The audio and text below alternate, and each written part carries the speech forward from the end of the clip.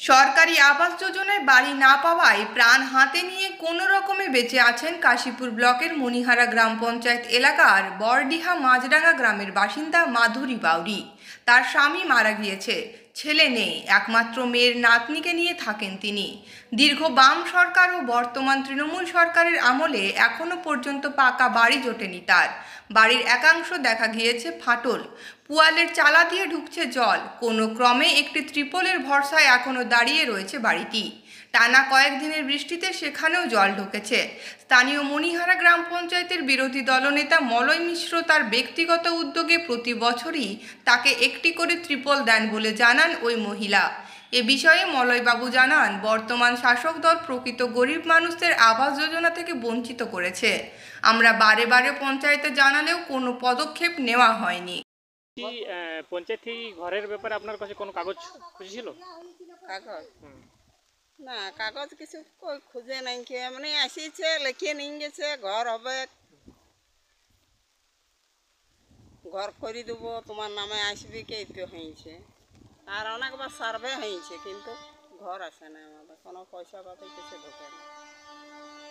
আপনার বর্ষাতে কি জল পড়ে বাড়িতে?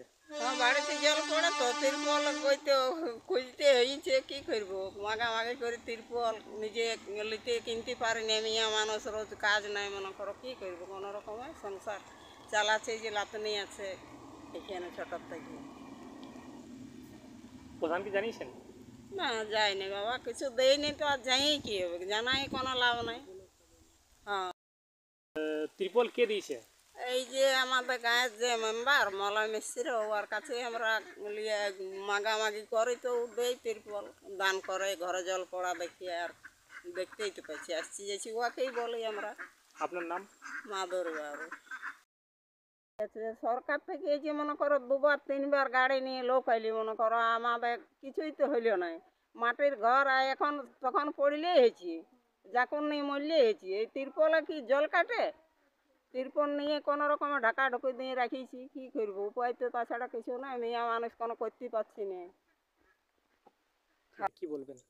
দেখুন, বিষয় হচ্ছে সেন্ট্রাল থেকে প্রধানমন্ত্রী আবাস যোজনার প্রচুর ঘর একসময় দেওয়া হয়েছে। এরা যাদের আপনারা দেখছেন তাদের প্রথম ধাপেই ঘর পাওয়া উচিত ছিল এবং তাদের এসএসসি তালিকায় নামও ছিল। তারা ঘর পায়নি।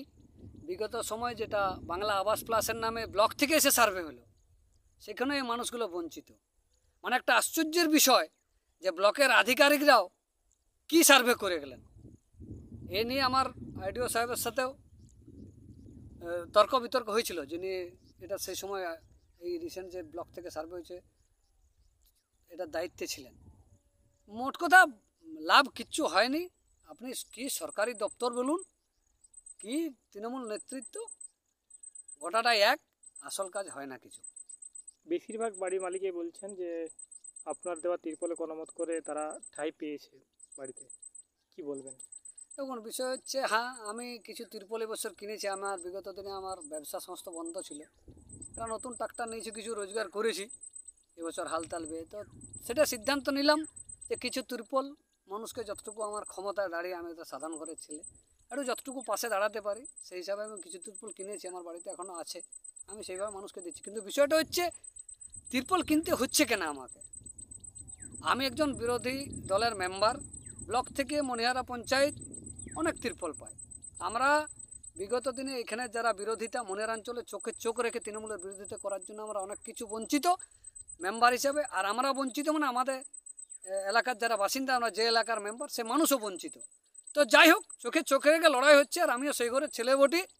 আমি দেখুন, ব্যাপার হচ্ছে যে বুথগুলো হেরে আছে, সেই বুথগুলোর মানুষ গেলেই অনেক রকমের কায়দা কানুন পঞ্চায়েতগুলোতে চলে, অনেক রকমের কায়দা কানুন।